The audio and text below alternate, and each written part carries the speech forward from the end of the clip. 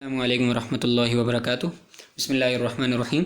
Mid square method random numbers को generate करने के लिए इस्तेमाल किया जाता है। रैंडम नंबर्स क्या होते हैं कि हर अगले आने वाले नंबर, जैसे आगे हम एक रैंडम नंबर जनरेट करना चाह रहे हैं तो हर पॉसिबल नंबर की सेम प्रोबेबिलिटी हो अकर होने की ये रैंडम नंबर। ऐसा ना हो कि किसी नंबर के आने का चांस ज़्यादा हो, किसी का चांस कम हो। ये चीज़ रैंडम नंबर कहलाती है। कंप्यूटर के ज़रिए हम रैंडम नंबर फाइंड आउट नहीं कर सकते, क्योंकि कंप्यूटर किसी ना किसी फार्मूले को, रैंडम नंबर को फाइंड आउट करने के लिए, जनरेट करने के लिए कोई ना कोई फार्मूला यूज़ कर रहा होता है। और जब फार्मूला यूज़ कर रहा होता है तो उसमें ये बात नहीं रहती कि हर नंबर के आने की पॉसिबिलिटी सेम हो। इसी वजह से कंप्यूटर जो नंबर जनरेट कर रहा होता है, they seems like the random numbers, वो ऐसे नज़र आते हैं जैसे कि रैंडम नंबर्स हैं। इसीलिए क्योंकि वो असल में रैंडम नंबर्स नहीं होते, हम उन्हें सूडो रैंडम नंबर्स कहते हैं। इन सूडो रैंडम नंबर्स को जनरेट करने के बहुत सारे तरीके, जिनमें एक है मिड स्क्वायर मेथड।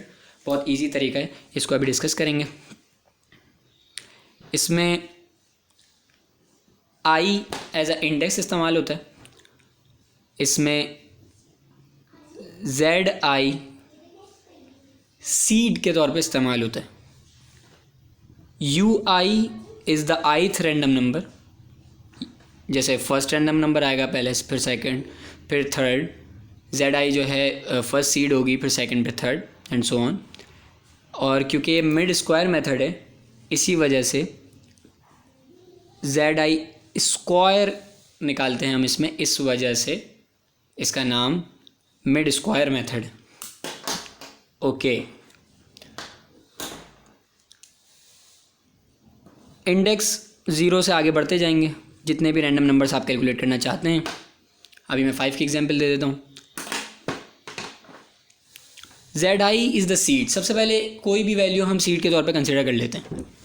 मिसाल के तौर पे 7 1 8 2, ये मैंने एक सीड कंसिडर कर ली। अब इसका मैं स्क्वायर करूँगा, उससे मेरे पास जेड आई स्क्वायर आ जाएगा। क्योंकि ये मेरी सिलेक्टेड वैल्यू है, इस वजह से इसको मैं रैंडम नंबर फ़िलहाल नहीं कह रहा हूँ। इस वजह से मेरे पास ज़ीरोथ रैंडम नंबर के तौर पे कोई चीज़ नहीं आई, लेकिन इसका अब मैं करूँगा स्क्वायर। इसका स्क्वायर कर लेते हैं। 7 1 8 2,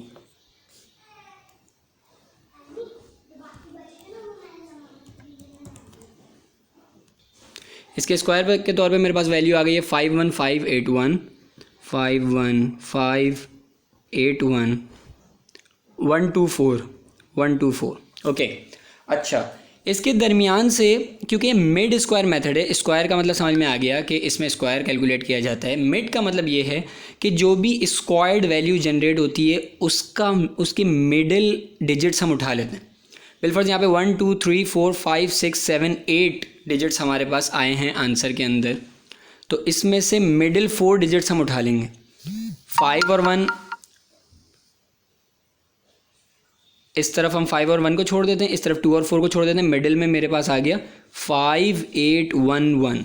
ये मेरे लिए नेक्स्ट सीड का काम करेगा, 5 8 1 1। अच्छा, इसको एक रैंडम नंबर बनाने के लिए 0 पॉइंट इसके सामने लगा देंगे और ये 5 8 1 1 बन जाएगा एक नया random number according to mid square method. ये एक नया रैंडम नंबर। अब जो करंट सीड है, हम इसका स्क्वायर लेंगे। उसके लिए 5 8 1 1 स्क्वायर्ड बिकम्स 3 3 7 6 7 7 2 1। नया नंबर हमारे सामने आ गया 3 3 7 6 7 7 2 1। अगेन हमारे पास 1 2 3 4 5 6 7 8 डिजिट्स आ गए हैं। इनके दरमियान से हम इजीली 4 डिजिट्स उठा सकते हैं। लेकिन एक बात का ख्याल रखें, अगर आपके पास ऑड नंबर ऑफ़ डिजिट्स आ जाते हैं तो फिर तो ये फैसला करना मुश्किल हो जाएगा कि मिडिल के डिजिट्स कौन से हैं। तो उसको आप इवन बना लें। और इवन बनाने का क्या तरीका है, किसी भी वैल्यू के नंबर ऑफ़ डिजिट्स चेंज करने का और या नंबर ऑफ़ डिजिट्स बढ़ाने का, कि उस वैल्यू पे भी कोई असर ना पड़े, वो यही तरीका है कि उसके शुरू में ज़ीरो लगा दिया जाए। तो ज़ीरो शुरू में आप अपेंड कर सकते हैं जितने चाहें। 7 6 7 7 इसके बीच में से इसकी मिडिल वैल्यू बन रही है। 7677 is our next seed. Okay, random number के लिए इसके सामने 0 पॉइंट लगा देंगे। 0.7677 is the next random number. इसके बाद 7677 को, इस वाली सीट को हम फिर से स्क्वायर कर देंगे। 7677 को स्क्वायर करने से हमें मिल जाएगा 58936,329। 58936,329, राइट। ये हमारे पास एक नई वैल्यू आ गई और ये भी किस्मत से हमारे पास 8 डिजिट्स की आई है। फिर से हम बीच के 4 डिजिट्स उठा लेंगे। 9363, ये हमारी नेक्स्ट सीड बन जाएगी। एक नया रैंडम नंबर हमें मिल गया 0.9363। इस सीड को फिर स्क्वायर करेंगे तो हमारे पास वैल्यू आ जाएगी 87,665,769।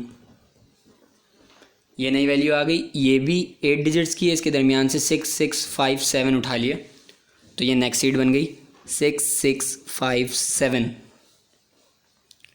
ओके, इसके बाद इसके आगे 0 पॉइंट लगा दिया तो ये एक नया रैंडम नंबर हमारे पास ith रैंडम नंबर, जो कि यू से हम डिनोट कर रहे हैं, वो मौजूद है।